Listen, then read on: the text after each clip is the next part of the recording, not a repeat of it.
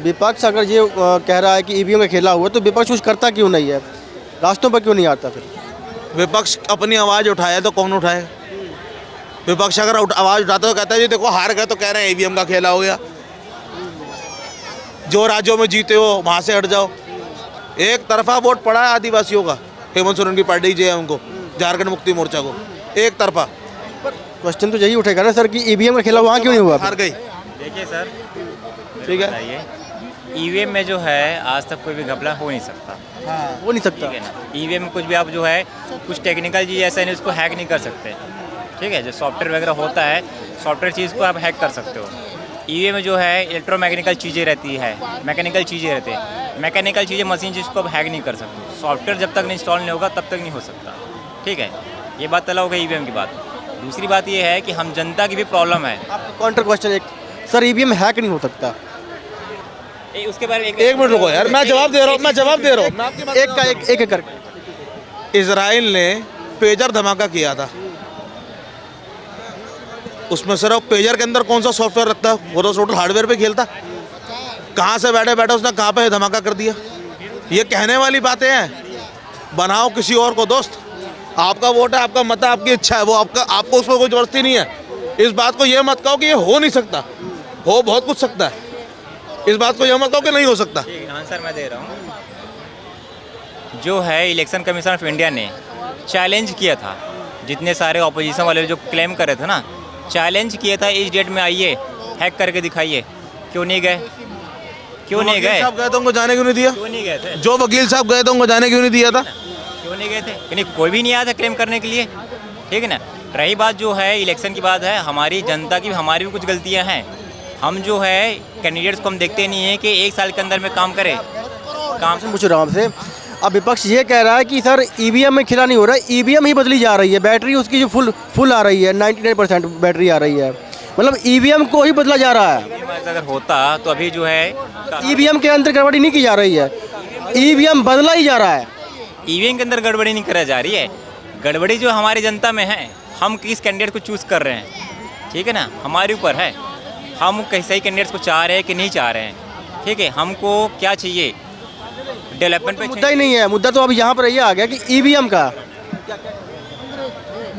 मैं महंगाई के ऊपर बोलना चाहूँगा कि सिर्फ 4 चीज़ें जो विपक्ष वाले जो आवाज़ उठाते हैं ना, खूब पढ़े लिखे हैं, खड़गे जी भी, राहुल जी भी, वो गूगल पे सर्च जाके करें। 2014 से पहले कितने एयरपोर्ट थे, 2014 से पहले कितने एम्स थे। ठीक है, 2014 से पहले, ठीक है, 2014 से पहले 2004 में क्या पेट्रोल था, 2014 में कितना पेट्रोल डीजल छोड़ के गए हैं, करके देखे ना। बहस 11 साल भाजपा के शासन से क्या टक्कर लेंगे ये, समझे। 55 साल का शासन एक तरफ है और 11 साल का एक तरफ है भाई साहब। 2 मिनट जवाब दीजिए सर, क्या कहना चाहेंगे? 55 साल एक तरफ, 10 साल एक तरफ। सर्च कर लो, कुछ नहीं। बिल्कुल है सर, 55 साल में 55 लाख करोड़ एवरेज लगा दो, 1 लाख 1 करोड़ एक साल का, और 11 साल के अंदर 205 लाख करोड़ एवरेज तो लगा ही नहीं सकते। कोई कंपैरिजन तो है ही नहीं। हमने कब का कंपैरिजन है? क्या बात कर दी यार। बाबू जी अपना विचार रख के चले गए, जवाब तो लिया नहीं। अब अभी जो रिजल्ट आए हैं, 2 सत्यमेव जयते, जो सच है सामने आएगा, सबको रिजल्ट दिख गया। सत्यमेव जयते, लोग उखड़ रहे हैं। डेवलपमेंट क्यों हुआ? 2000 मोदी जी के शासन में पहला Vande Bharat, speed, airport, AIIMS, corona काल में आप कितना पीछे चल गए।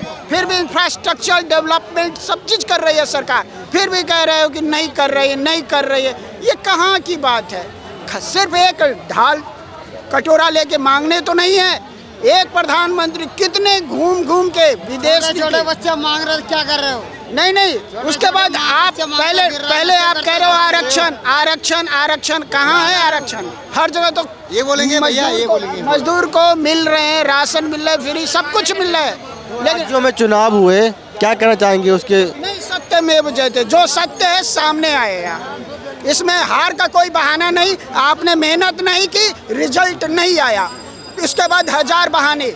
अगर हमने मेहनत की तो रिजल्ट आया। हमने एग्जाम में पढ़ाई की तो रिजल्ट आया, हमने नहीं की तो उसके 1000 बहाने। ये कोई कॉज नहीं है, डेमोक्रेसी है, जो जनता चूज करेगी जो वही जनता आएगी। करेगी सत्य है। आप इसके लिए हार के लिए कोई बहाना नहीं। आपकी पार्टी मेहनत करती, काम करती तो दिखता, किसी पार्टी को नहीं। जो पार्टी काम करेगा, जो सही करेगा, रिजल्ट आएगा। हार का कोई बहाना नहीं। तंत्र पर कब्जा हो गया है, ये कह रहे हैं कि तंत्र पर कब्जा हो गया, विपक्ष कह रहे हैं। नहीं, ऐसा रहता है तो दिल्ली के लाल किला पे सब किसानों ने कर लिया, कुछ बोला, प्रधानमंत्री ने बोला, जो हुआ सबको एक शांति ढंग से सुनियोजित किया। लेकिन ये दिमाग से आप दिल से सोचिए और दिमाग एक ठंडा करके सोचिए, जो सच है सामने आया है, जो मेहनत किया है उसका रिजल्ट आया है, चाहे वो बीजेपी हो चाहे कांग्रेस हो। जिस तरीके से महागठबंधन ने झूठ का जो फ्रेम जो परोसा है ना, महाराष्ट्र में, उत्तर प्रदेश में और कई पार्टी के नेता एक नेता को हराने के लिए सारे जोर लगा दिए, लेकिन हार चुका सारे। सब तंत्र पर कब्जा हो गया है, संजय राउत कह रहे हैं। ये मैंडेट महाराष्ट्र की जनता का नहीं है। पत्रकार महोदय ये बताइए ना, महाराष्ट्र में बीजेपी जीत गई, वहाँ लोकतंत्र खतरे में आ गया।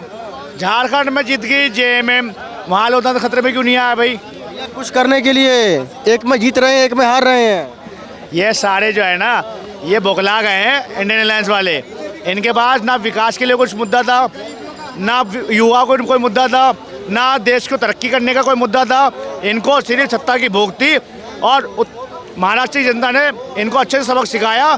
सिर्फ सत्ता नहीं होता, विकास करना भी जरूरी होता है और विकास के लिए सामने आना भी जरूरी पड़ता है।